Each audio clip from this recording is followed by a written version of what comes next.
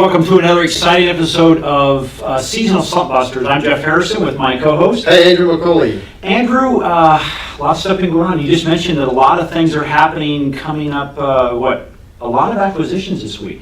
Yeah, lots of companies are buying other companies out. It's all sorts of interesting things. And I think that's the nature of the market these days is businesses get themselves established, they have a great idea, and some of these bigger companies say, hey, we like it. We don't want to pay the rights to use it, we'll just buy the company. And they do it. So that's what's happening. Yeah.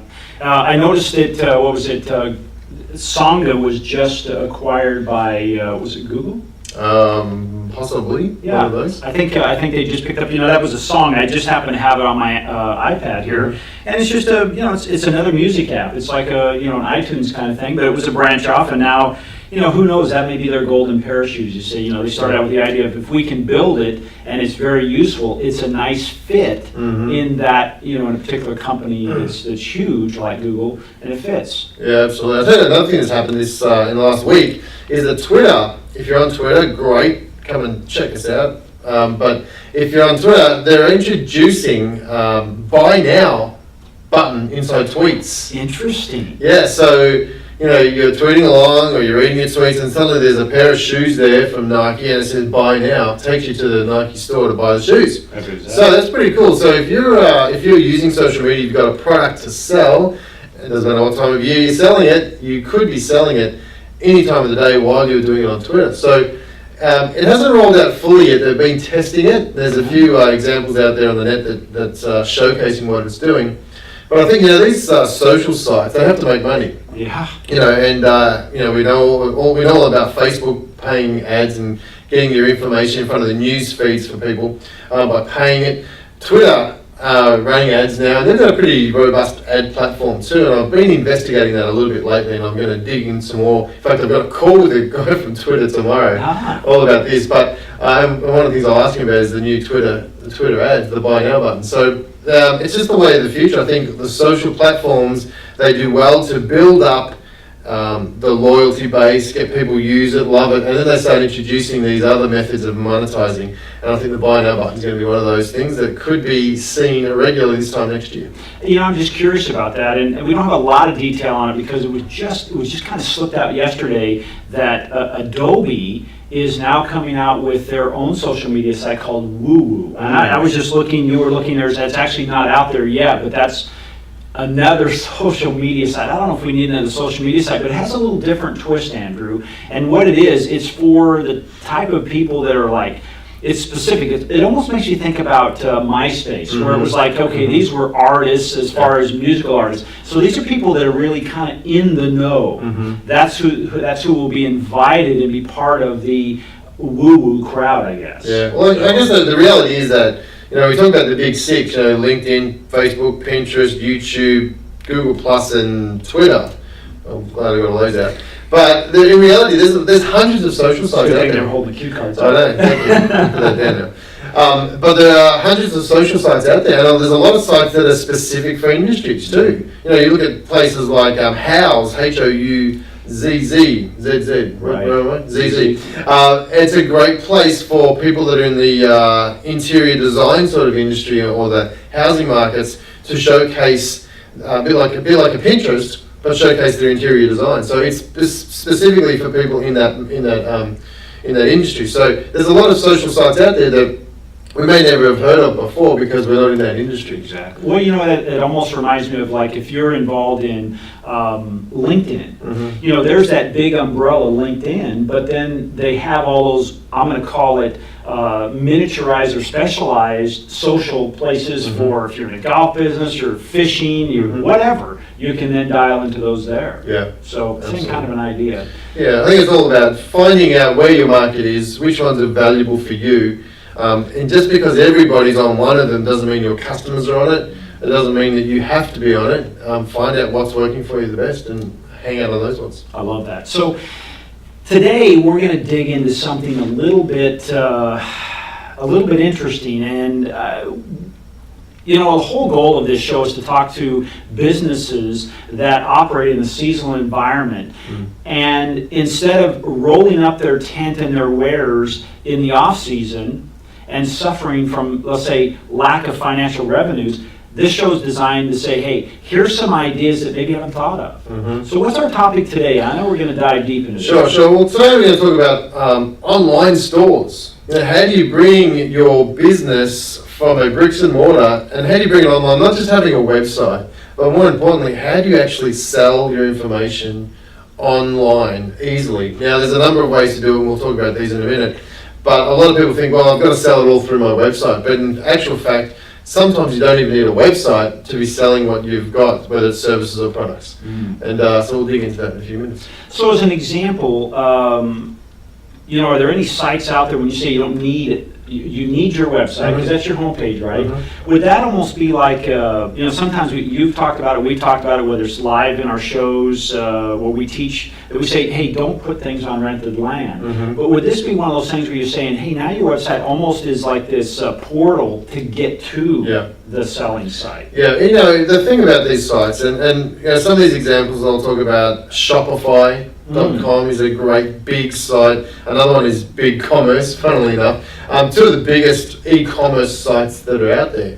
And you are building something on rented land. So that is the problem there. Now, what do I mean by that is that when you build a site on Shopify or BigCommerce or any of those other platforms, they still control the site. They still control everything that happens there. You pay them a monthly fee in most cases to have your site there. Sometimes they take a percentage of what you sell, which is could be good or bad depending on your business.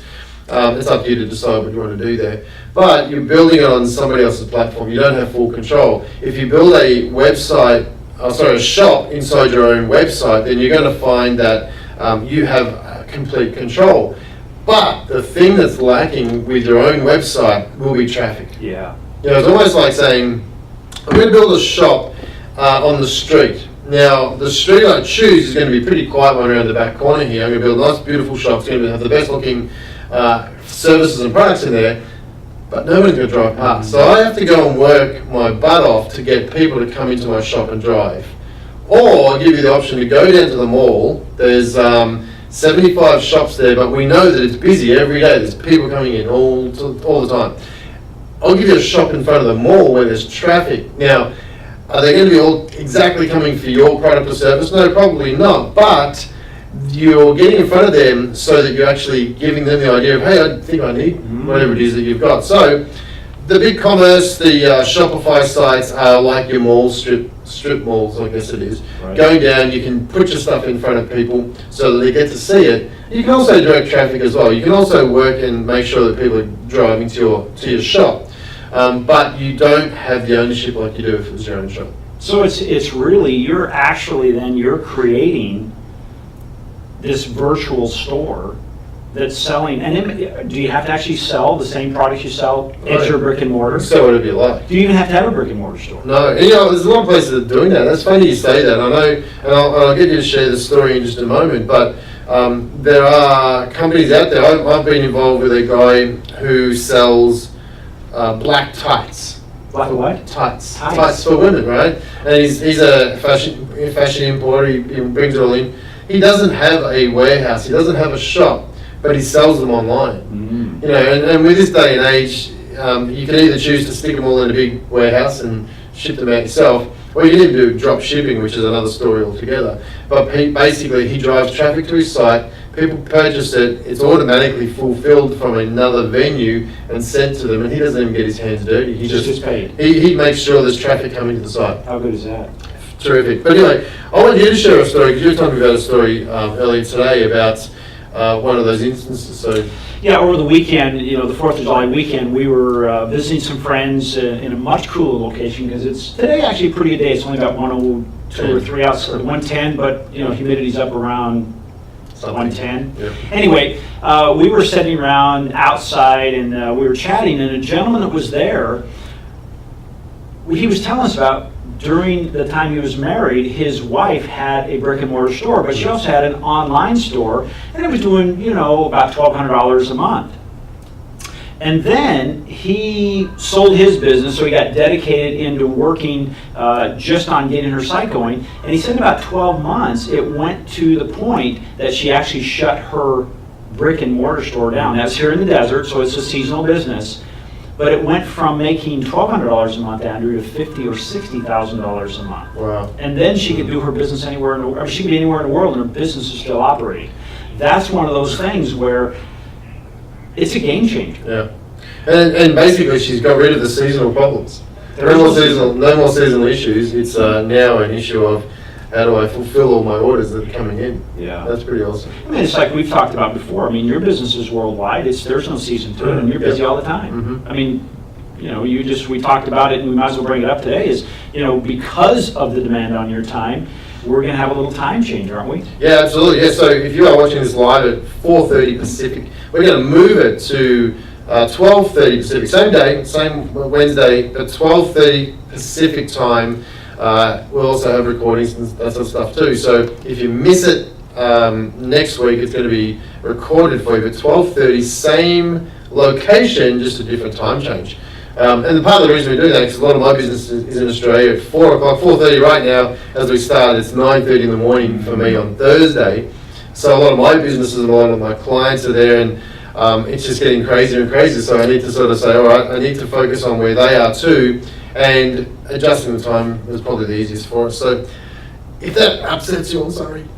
You can always catch the recorded version. It's in a couple different locations. You can actually, it's going to be placed, I think definitely it's going to be on YouTube. It's Swing Point, or it's Jeff Harrison at Swing Point Media. Mm-hmm. And the other one is swingpointmedia.com. It'll be there, and it's usually posted within 24 hours. So there you go. And share it with your friends. Tell the world. Absolutely.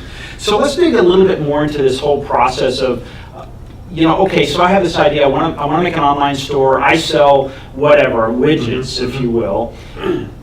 How do we go about that? Is it real complicated? No, this if you're going to look at one of these online stores through a Shopify, a BigCommerce, you're going to find that it's very relatively easy to set up. They have walk through simple step-by-steps. You got to understand that these platforms want to make it as easy as they can for you to set it up. And the reason they do this is because they know that there's shopkeepers out there who are not online savvy, they're not tech savvy, and they want to make it a simple process because you do what you do, you sell your items, you're not good at internet and technology and that sort of stuff, so they really make it easy. And if you do have a problem, they've got support, they've got live people texting you back and forwards, they've got phone calls, phone operators too, so it's in their best interest to help you get it set up and running really quickly. So if you are technically challenged, don't even let that be a problem for you. Go and check out Shopify or BigCommerce.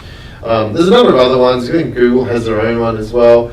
But the BigCommerce, Shopify seem to be the biggest ones around there. So are these typically then, if you go in, is it typically then, Andrew, where you probably have a template and you can just fill it in? Yep. Okay. Yeah, absolutely. Yeah. So you can create whatever you like, but you upload your images, you take your photos of your images, and sometimes they've even got stock images of a product that may be similar anyway. So if you don't have the budget to go and get expensive photos done of your product, then you could probably use some of these templates too. Well, they do make it easy. Yeah, absolutely. Now, to set something like this up, just if you wouldn't mind, give us kind of a ballpark range of, let's say I sell, I was going to say snow boots, but I won't say that. Let's say I have, as an example, my wife's a hairstylist. Let's say she decides to sell salon products. Okay, yep. Okay, so how expensive something like that would be?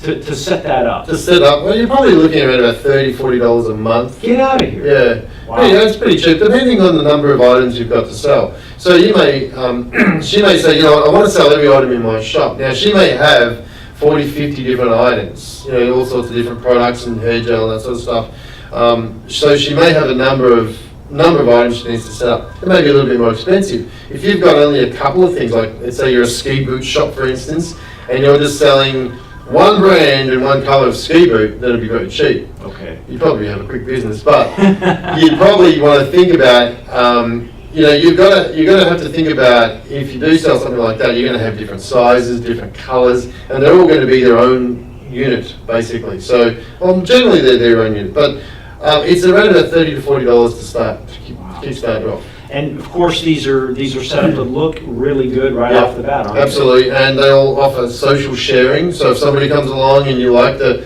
product you've just bought, you want to share it with your Facebook friends, your Twitter followers, you can do that and set it up like that. So people say, hey, I've just bought this from here. Because remember, these big sites want to make sure that you've got traffic coming to your site, but you're helping them bring traffic to their site as well. Because every time they add another store, that obviously has some optimization factor. Totally, yeah. Doesn't it? Yeah. Yeah, so these big sites they're very well trafficked sites. They're almost like your eBays or your Like Amazon? Amazon and iTunes, yeah. So, Okay. yeah, there's a lot of traffic going through them. They want as many people as they can. And as I said, they want to make it easy for you too. Wow, that's great. So, can you think of any, off the top of your head, can you think of any pitfalls of having an online store? Too much money. Yeah. Too much time on your hands? Too much time on your hands. Well, maybe not. And it depends on how you operate too. You know, you can have an online store, but it could make you as busy as heck. Like you could say, oh, I'm going to store all of my products. I'm going to have all my hair stuff in a warehouse, and I'm going to be the one who packs it. Now, as you start off, you might think, oh, a couple of sales here and there. You can manage that, and you probably could. You can hire a couple of kids from the local school to pack it and send it and you know, ship it off. But then as you get busy, you're going to have to start thinking about, well, what's my next step? What systems do I need to make sure nothing falls through the cracks? Do I need to be a warehouse? Do I need to have a corporate account with a mailing service rather than just paying the standard fee for 1 or 2 items a week? So you're going to have to start thinking about that. And if you're not preparing that early in the piece, then I think that could be a pitfall too. You know, that brings up a story, and I won't mention her name, but she's a local business owner, and we had her in our Sunrise Business Mastermind we do on Tuesday mornings from 7:30 to 8:30, and we had her in, and she's a phenomenal businesswoman. She's been doing, I think they had her actually maybe their 30th year anniversary here recently, and she does some online sales.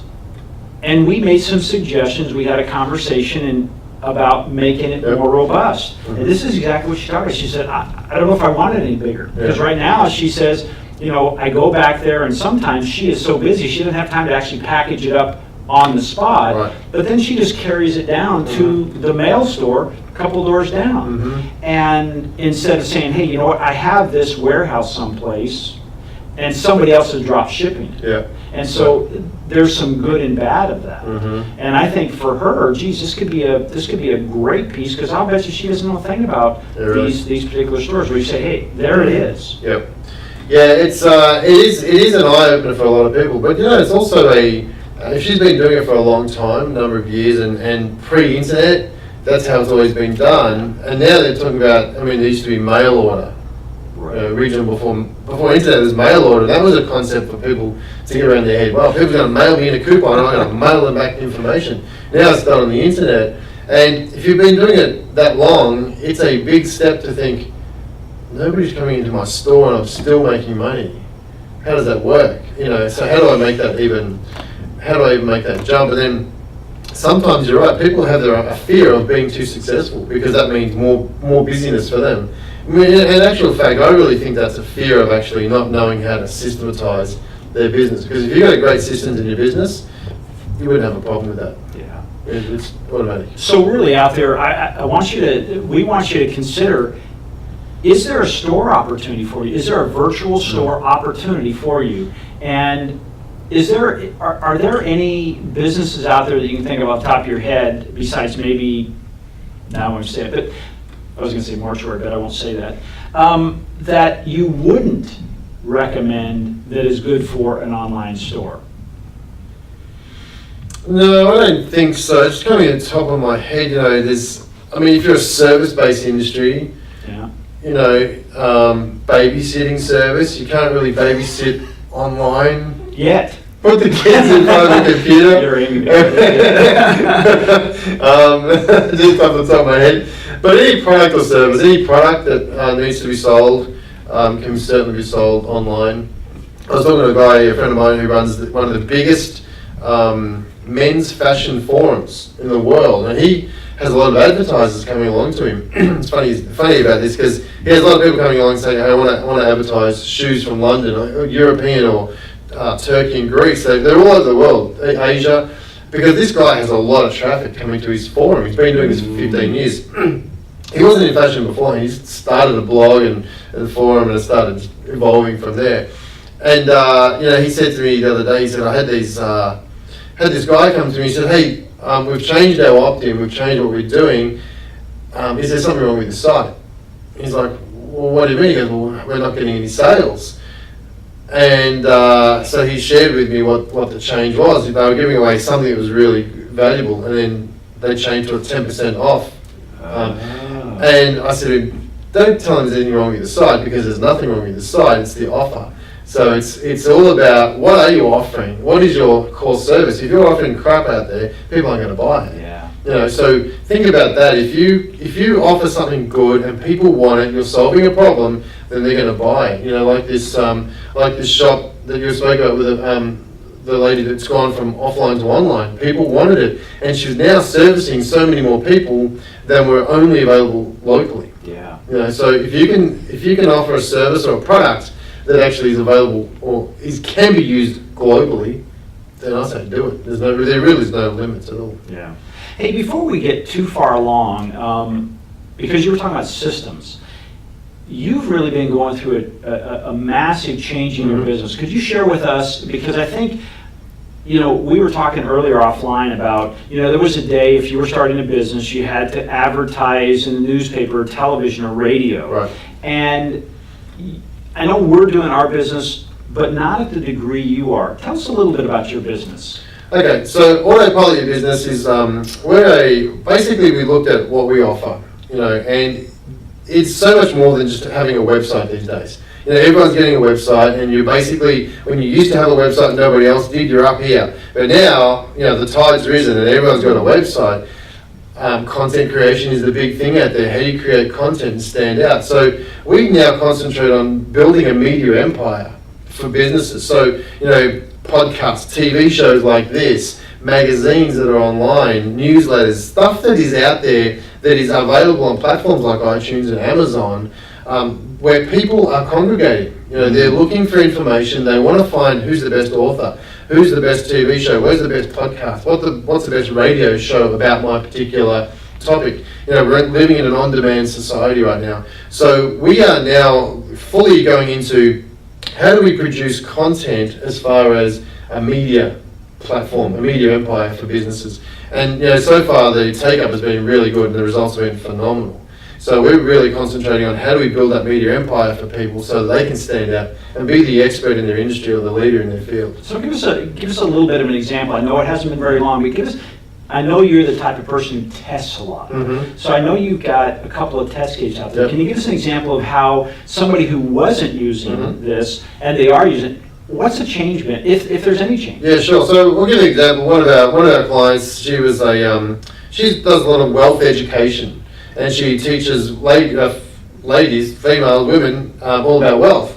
And she was, it was hard for her to get out and talk, and her main modality was getting out and speaking in front of people. But then we introduced her to Hangouts and magazines and podcasts. So now, basically, she grabs her little phone, she uses an iPhone, she sits on a little tripod and records herself. She's been getting some of the biggest names that she never thought she would get as an interview subject. She records it, she does all her own filming, but that's it. She just films, turns it on, turns it off, that's it. She doesn't know how to do the editing, she doesn't care, she doesn't want to know that.